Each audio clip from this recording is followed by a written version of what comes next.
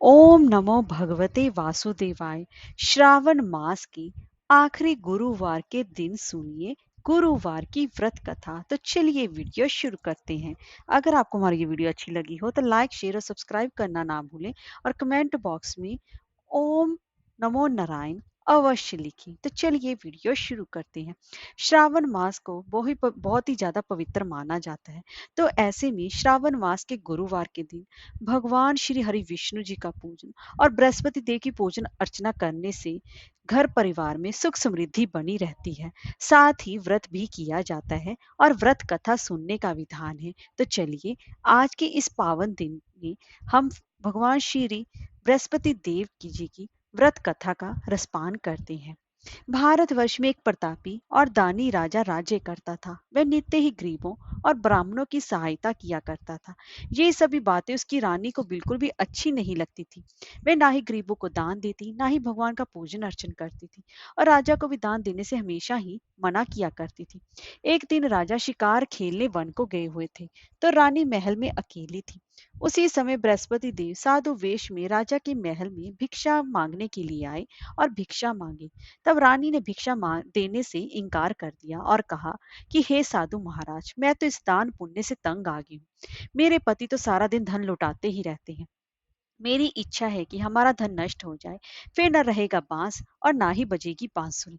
साधु ने कहा, देवी तुम तो बड़ी ही विचित्र हो। धन और संतान तो सभी चाहते हैं, पुत्र और लक्ष्मी तो पापी के घर भी होने चाहिए। यदि तुम्हारे पास अधिक धन है तो भूखों को भोजन दो, प्यासों के लिए प्याऊ बनवाओ, मुसाफिरों के लिए धर्मशालाएं खुलवाओ। जो निर्धन अपनी कुंवारी कन्याओं का विवाह नहीं कर सकते उनका विवाह करा दो। ऐसे और कई काम हैं जिनके करने से तुम्हारा यश लोक परलोक में फैलेगा। परंतु रानी पर उसके उनके उपदेश का कोई भी प्रभाव ना पड़ा। वह बोली, महाराज आप मुझे कुछ भी ना समझाएं। मैं ऐसा धन नहीं चाहती कि जो कि मैं हर जगह बांटती फिरूं। तब साधु ने उत्तर दिया, यदि तुम्हारी ऐसी इच्छा है तो तथास्तु। तुम ऐसा करना कि बृहस्पतिवार को घर लीप कर पीली मिट्टी से अपना सर धोकर स्नान करना, भट्टी चढ़ाकर कपड़े धोना। ऐसा करने से तुम्हारा सारा धन नष्ट हो जाएगा। इतना कहकर वो साधु महाराज वहां से चले गए। साधु के अनुसार कई बातों को पूरा करते हुए रानी को केवल 3 बृहस्पतिवार ही बीते थे कि उसकी समस्त धन संपत्ति नष्ट हो गई। भोजन के लिए अब राजा का परिवार तरसने लगा। तब एक दिन राजा ने अपनी रानी से बोला कि हे रानी, तुम यहीं पर रहो, मैं दूसरे देश को जाता हूँ, क्योंकि यहाँ पर सभी लोग मुझे जानते हैं, इसलिए मैं कोई भी छोटा कार्य नहीं कर सकता। ऐसा कहकर राजा प्रदेश चला गया। वहां पर वह जंगल से लकड़ी काट कर लाता और शहर में बेचता। इस तरह वह अपना जीवन व्यतीत करने लगा। इधर राजा के प्रदेश जाते ही रानी और दासी दुखी रहने लगी। एक बार जब रानी और दासी को 7 दिन तक बिना भोजन के रहना पड़ा, तो रानी ने अपनी दासी से कहा कि हे दासी, यहाँ पासी की नगर में मेरी बहन रहती है, वह बड़ी ही धनवान है, तो उसके पास जा और कुछ लेकर आ, ताकि थोड़ी बहुत गुजर बसर हो जाए। दासी रानी की बहन के पास गई। उस दिन गुरुवार था और रानी की बहन उस समय बृहस्पतिवार व्रत की कथा सुन रही थी। दासी ने रानी की बहन को अपनी रानी का संदेश दिया, लेकिन रानी की बड़ी बहन ने कोई भी उत्तर नहीं दिया। जब दासी को रानी की बहन से कोई उत्तर नहीं मिला, तो वह बहुत ही ज्यादा दुखी हुई और उसे क्रोध भी आया। दासी ने वापस आकर रानी को सारी बात बता दी। सुनकर रानी ने अपने भाग्य को कोसा। उधर रानी की बहन ने सोचा कि मेरी बहन की दासी आई थी, परंतु मैं उससे नहीं बोली, इससे वो बहुत ही ज्यादा दुखी हुई होगी। कथा सुनकर और पूजन समाप्त करके वे अपनी बहन के घर आई और कहने लगी कि हे बहन, मैं बृहस्पतिवार का व्रत कर रही थी, तुम्हारी दासी मेरे घर आई थी, परंतु जब तक कथा होती है तब तक ना ही तो उठते हैं और ना ही बोलते, इसलिए मैं नहीं बोली। कहो दासी क्यों गई थी? रानी बोली, बहन अब मैं तुमसे क्या छुपाऊं, हमारे घर में खाने तक को अनाज नहीं था। ऐसा कहते कहते रानी की आंखें भर आई। उसने दासी समेत पिछले 7 दिनों से भूखे रहने तक की बात भी अपनी बहन को विस्तार पूर्वक सुना दी। रानी की बहन बोली, देखो बहन, भगवान बृहस्पति देव सभी की मनोकामनाओं को पूर्ण करते हैं। देखो शायद तुम्हारे घर में अनाज रखा हो, पहले तो रानी को विश्वास नहीं हुआ, पर बहन के आग्रह करने पर उसने अपनी दासी को अंदर भेजा, तो उसे सचमुच ही अनाज से भरा एक घड़ा मिल गया। यह देखकर दासी को बड़ी ही हैरानी हुई। दासी रानी से कहने लगी कि हे रानी, जब हमको भोजन नहीं मिलता तो हम व्रत ही तो करते हैं, इसलिए क्यों न इनसे व्रत और कथा की विधि पूछ ली जाए, ताकि हम भी व्रत कर सके। तब रानी ने अपनी बहन से बृहस्पतिवार के व्रत के बारे में पूछा। उसकी बहन ने बताया कि बृहस्पतिवार के व्रत में चने की दाल और मुनक्का से विष्णु भगवान का केले की जड़ में पूजन करें तथा दीपक जलाएं, व्रत कथा सुनर पीला भोजन ही करें, इससे बृहस्पति देव प्रसन्न होते हैं। व्रत और पूजन विधि बताकर रानी की बहन अपने घर को लौट गई। 7 दिन के बाद जब गुरुवार आया तो रानी और दासी ने व्रत रखा, गुड़साल में जाकर चना और गुड़ लेकर आए, फिर उसे केले की जड़ तथा विष्णु भगवान का पूजन किया। अब पीला भोजन कहाँ से आए, इस बात को लेकर दोनों ही बहुत ज्यादा दुखी थे। चूंकि उन्होंने व्रत रख रखा था, इसलिए बृहस्पति देव उनसे प्रसन्न थे। इसलिए वो एक साधारण व्यक्ति का रूप धारण कर 2 थालों में सुंदर पीला भोजन दासी को देगी। भोजन पाकर दासी प्रसन्न हुई और फिर रानी के साथ मिलकर भोजन ग्रहण भी किया। उसके बाद वे सभी गुरुवार को व्रत और पूजन करने लगे। बृहस्पति भगवान की कृपा से उनके पास फिर से धन संपत्ति आ गई, परंतु रानी फिर से पहले की तरह ही आलस्य करने लगी। तब दासी बोली, देखो रानी, तुम पहले भी इस प्रकार आलस्य करती थी, तुम्हें धन रखने में कष्ट होता था, इसी कारण सभी धन नष्ट हो गया, और अब जब भगवान बृहस्पति देव की कृपा से धन मिला है तो तुम्हें फिर से आलस्य होता है। रानी को समझाते हुए दासी कहती है कि बड़ी मुसीबतों के बाद हमने ये धन पाया है, इसीलिए हमें दान पुण्य करना चाहिए, भूखे मनुष्यों को भोजन कराना चाहिए और धन को शुभ कार्यों में खर्च करना चाहिए, जिससे कि तुम्हारे कुल का यश बढ़ेगा, स्वर्ग की प्राप्ति होगी और पितर भी प्रसन्न होंगे। दासी की बात मानकर रानी अपना धन शुभ कार्य में खर्च करने लगी, जिससे कि पूरे नगर में उसका यश फैलने लगा। फिर एक दिन राजा दुखी होकर जंगल में एक पेड़ के नीचे आसन जमाकर बैठ गया। वह अपनी दशा को याद कर व्याकुल होकर रोने लगा। बृहस्पतिवार का दिन था। एकाएक उसने देखा कि इस निर्जन वन में एक साधु प्रकट हुए। वह साधु के वेश में स्वयं बृहस्पति भगवान थे। लकड़हारे के सामने आकर बोले कि हे लकड़हारे, इस सुनसान जंगल में तो चिंता मगन क्यों बैठा है। लकड़हारे ने दोनों हाथ जोड़कर प्रणाम किया और उत्तर दिया, महात्मा जी, आप तो सब कुछ जानते हैं, मैं क्या कहूँ। यह कहकर वह रोने लगा और साधु को अपनी आत्मकथा भी सुनाई। महात्मा जी ने कहा कि तुम्हारी पत्नी ने बृहस्पति के दिन बृहस्पति भगवान का निरादर किया है, जिसके कारण रुष्ट होकर उन्होंने तुम्हारी ये दशा कर दी है।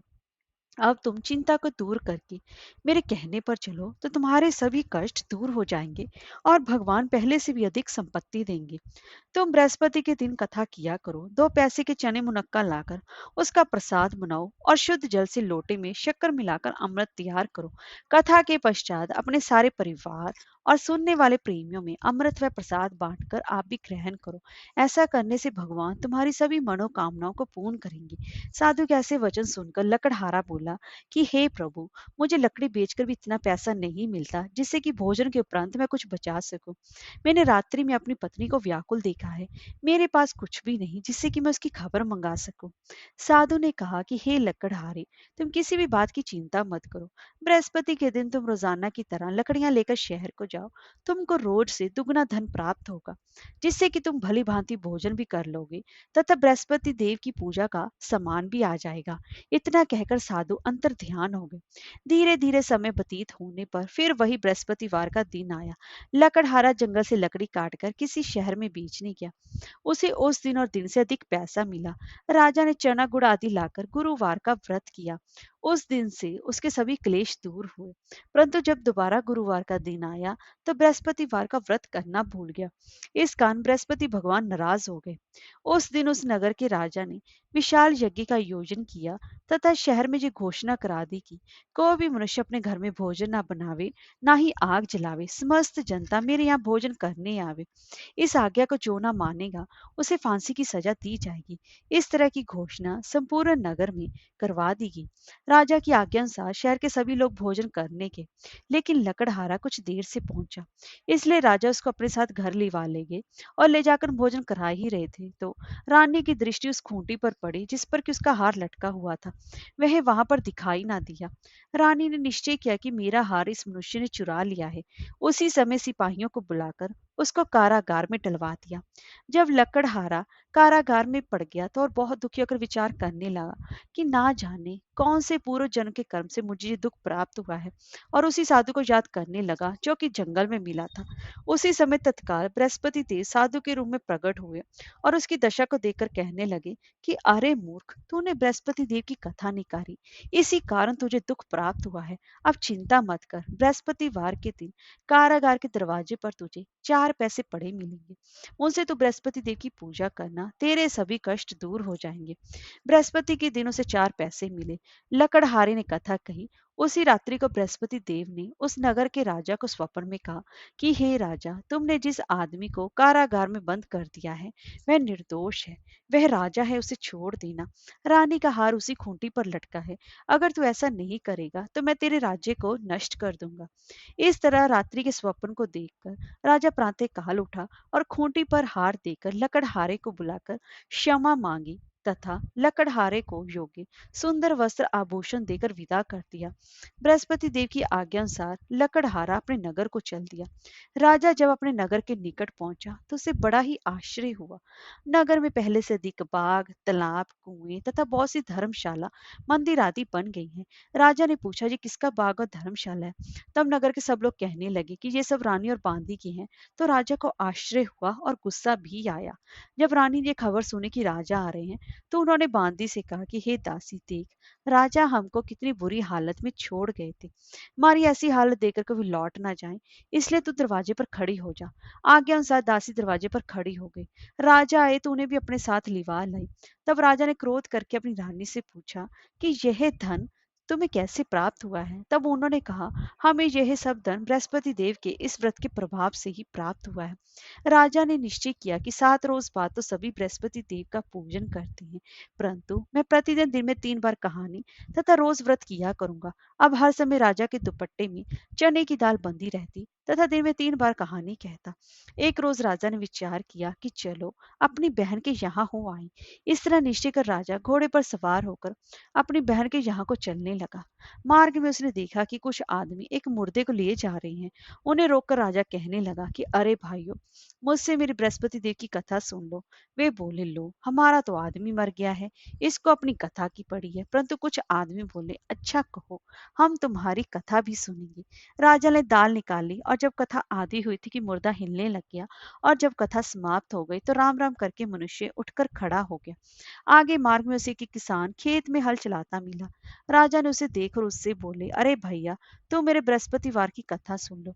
किसान बोला, जब तक मैं तेरी कथा सुनूंगा तब तक 4 हरैया जोत लूंगा। जा अपनी कथा किसी और को सुनाना। इस तरह राजा आगे चलने लगा। राजा के हटते ही बैल पछाड़ खाकर गिर गए तथा किसान के पेट में बड़ी जोर का दर्द होने लगा। उस समय उसकी माँ रोटी लेकर आई। उसने जब ये देखा तो अपने पुत्र से सभी हालचाल पूछा और बेटे ने सभी हाल कह दिया। तो बुढ़िया दौड़ी दौड़ी उस घुड़सवार के पास गई और उससे बोली कि मैं तेरी कथा सुनूंगी, तो अपनी कथा मेरे खेत पर चलकर ही कहना। राजा ने बुढ़िया की खेत पर जाकर कथा कही, जिसके सुनते बैल उठ खड़े हुए तथा किसान के पेट का दर्द भी बंद हो गया। राजा अपनी बहन के घर पहुंचा। बहन ने भाई की खूब मेहमानी की। दूसरे रोज प्रांतःकाल राजा जगा तो वह देखने लगा कि सभी लोग भोजन कर रहे हैं। राजा ने अपनी बहन से कहा कि ऐसा कोई मनुष्य है जिसने भोजन नहीं किया हो, मेरी बृहस्पतिवार की कथा सुन ले। बहन बोली कि हे भैया, ये देश ऐसा ही है, पहले यहाँ लोग भोजन करते हैं, बाद में कोई अन्य कार्य करते हैं। अगर कोई पड़ोस में हो तो मैं देख आऊं। वह ऐसा कहकर देखने चली गई, परंतु उसे ऐसा कोई व्यक्ति नहीं मिला जिसने कि भोजन ना किया हो। अंत वह एक कुम्हार के घर पर गई जिसका कि लड़का बीमार था। उसे मालूम हुआ कि उनके यहाँ 3 रोज से किसी ने भोजन नहीं किया है। राजा अपने भाई की कथा सुनने के लिए कुम्हार से कहा तो वह तैयार हो गया। राजा ने जाकर बृहस्पतिवार की कथा कही, जिसको सुनकर कि उसका लड़का ठीक हो गया। अब तो राजा की प्रशंसा होने लगी। एक रोज राजा ने अपनी बहन से कहा कि हे बहन, हम अपने घर को जाएंगे, तुम भी तैयार हो जाओ। राजा की बहन ने अपनी सास ने कहा, हाँ चली जा, परंतु अपने लड़कों को मत ले जाना, क्योंकि तेरे भाई के कोई भी औलाद नहीं है। बहन ने अपने भैया से कहा कि हे भैया, मैं तो चलूंगी पर कोई बालक नहीं जाएगा। राजा बोला, जब कोई बालक नहीं चलेगा तब तुम ही क्या करोगी? बड़े दुखी मन से राजा अपने नगर को लौट आया। राजा ने अपनी रानी से कहा कि हम निर्वंशी हैं, हमारा मुंह देखने का कोई धर्म नहीं है और कुछ भी भोजन आदि नहीं किया।